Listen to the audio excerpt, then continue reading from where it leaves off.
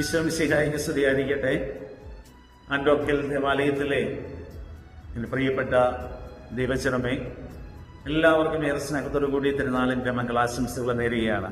കഴിഞ്ഞ 51 വർഷമായിട്ട് ആൻഡോക്കൽ പ്രദേശത്ത് വലിയ ഒരു ആത്മീയ സങ്കേതമായിട്ട് ഈ ദേവാലയം നിലകൊള്ളുകയാണ്.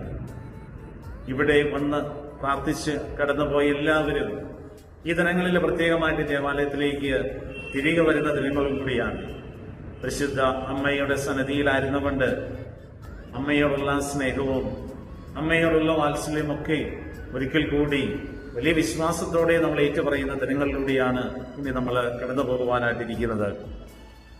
പരിശുദ്ധ വേളാങ്കണ്ണി മാതാവ് ദൈവത്തിന്റെ കരുണയുടെ വലിയൊരു മുഖമാണ് എന്ന് നമുക്കറിയാം.